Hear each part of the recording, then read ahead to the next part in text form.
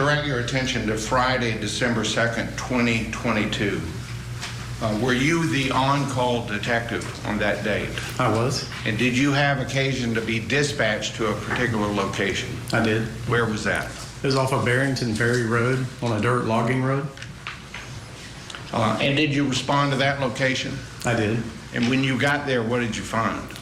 There was a deceased female torso that was missing 2 legs and a head. And where was that torso located? What county? It was in Liberty County. And are you familiar with that part of Liberty County? I am. How familiar are you? Fairly familiar. It's pretty rural and planted pines and swamp area.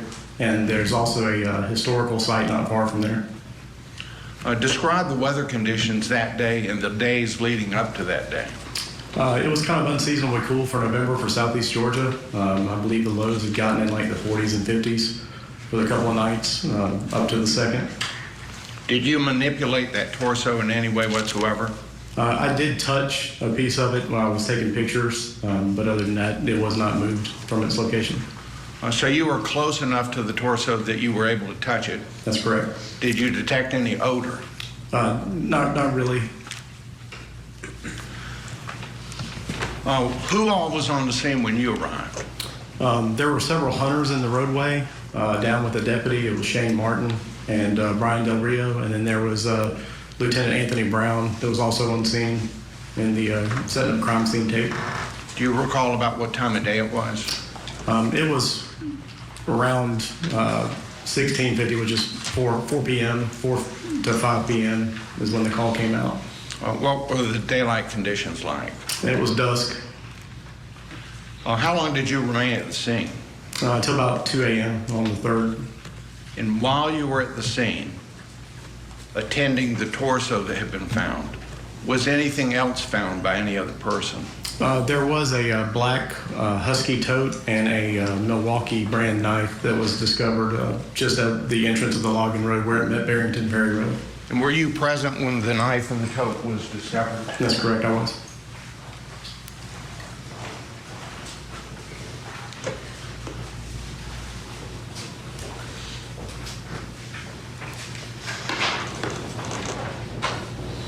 I'm showing you what's been admitted as State's Exhibit number 2.7. Do you recognize this picture? Yes, sir, I do. What is that picture? That's the Milwaukee brand knife.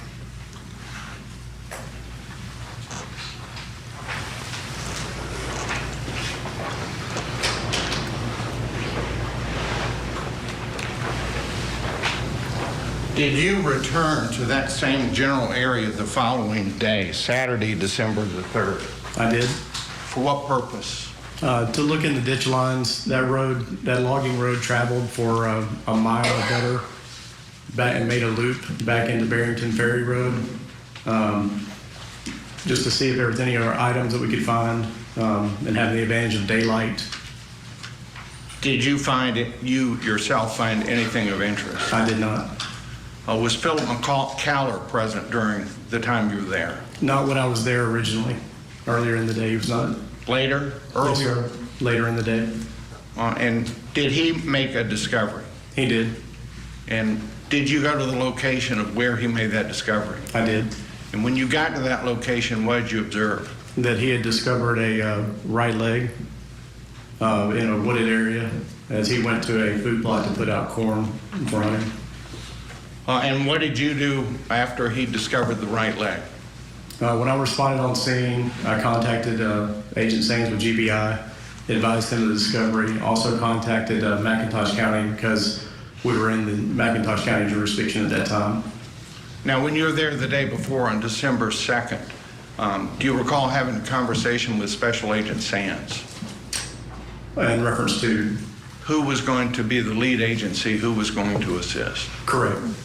Do you recognize Agent Sains in the courtroom? I do. Where is he seated? He's sitting right there, prosecution table in the middle. And you, acting as a representative of the Liberty County Sheriff's Office, requested the GBI to do what? For any type of investigative assistance and to become lead agency in the investigation. Now, as you stood by the right leg found by Mr. I'm sorry if I'm pronouncing that wrong. How long did you remain with that leg? I would say probably I was on scene for maybe about an hour and a half, 2 hours, best I can recall. And you remained with the leg until what happened? Until the county coroner arrived. And what happened then? He collected it and transported it to the morgue. Did you then have occasion on Monday, December 5th, to return to that area? I did. For what purpose? Agent Sands had organized a search with cadaver dogs for the area. And did you participate in that search? I did. Did you find anything?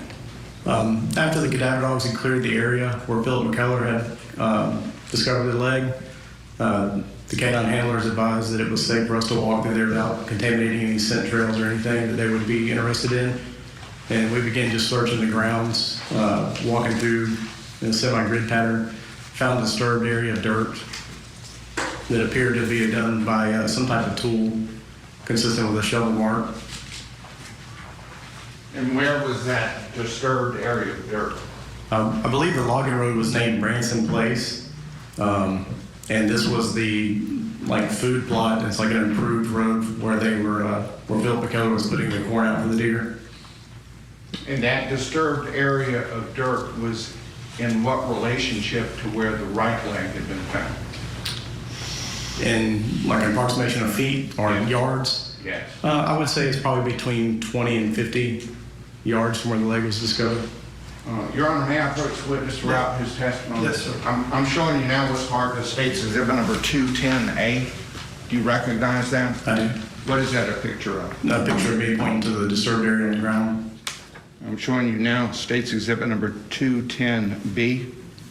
Yes, What sir. is that? That's a close-up image of the disturbed area on the ground. And where do you see the disturbed area in that photograph? In the middle where the dirt's overturned and on top of the pine straw and leaves. Any items in there that appear to be cut or damaged? There was some roots here in the middle that were cut. Do they fairly and accurately depict the disturbed area of dirt as you've testified? They did. I'll tender at this time State's Exhibit 210A and 210B. Any objection? No objection. We'll vote it in. Just to keep it simple, may the witness step down and publish these to the jury? Yes, sir. You'll come down here to protect the cross. And we'll do it on both ends of the jury box. I'm showing you first State's Exhibit number 210. Describe for the jury what this picture shows.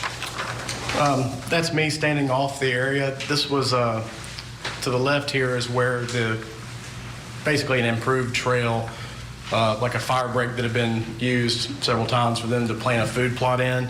And that's the area of disturbed dirt that is overturned and sitting on top of the pine straw. All right, here's State's Exhibit 210B.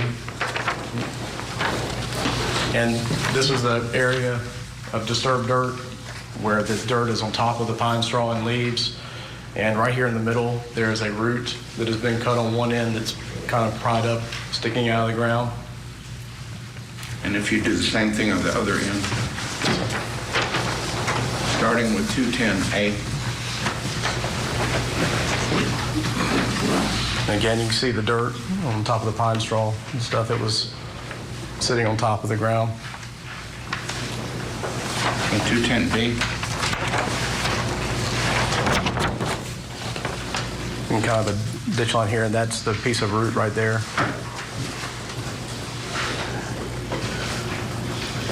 Thank you. You have a seat.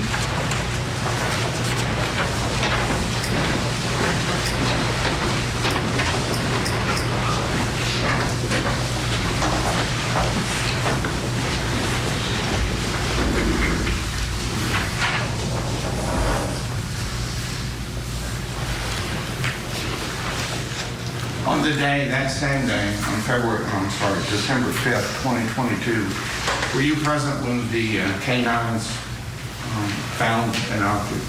Correct, I was. And what object was that was found? I believe it was the left leg.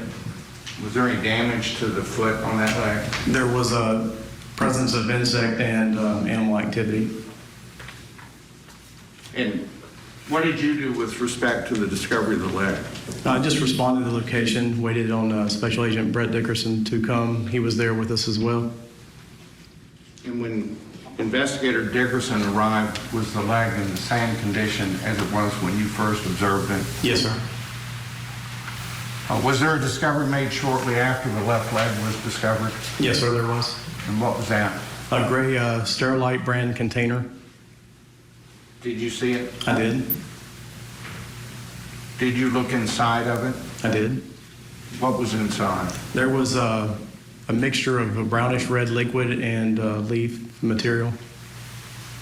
Did you return to this same general area on Wednesday, December 7th, 2022? I did. For what purpose? To conduct another search, follow-up search with one of the cadaver dogs. Their team had decided, after reviewing the locations they had traveled, any areas of interest that the dogs might have shown interest in a scent trail, for us to continue looking and also to look manually on the ground just by walking around for anything that might be of interest, any items of evidence. Did you find anything? I did. What did you find? A human head. What led to the discovery of the head? Driving down again, I believe the road's called Branson Place. It's not an official road, it's like a logging trail. Driving down, looking in the ditch line, it was getting dusk, and there was, among the planted pines on the edge of the road, there's a live oak tree. And I was using that to kind of block the sun out of my eyes, and when I could look between that tree and another tree next to it, there appeared to be an area of disturbed dirt behind it that stood out from the rest, as it didn't have the same amount of leaf covering and stuff on it. So I'm showing you now what's marked as State's Exhibit number 2.16.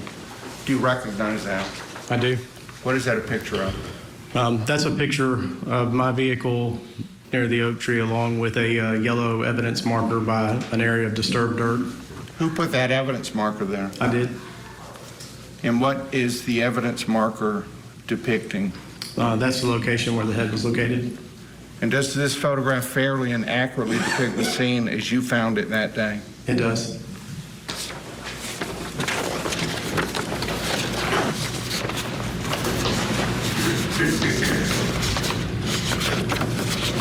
I'm showing you now what's marked as State's Exhibit number 2.17. Do you recognize that picture? I do.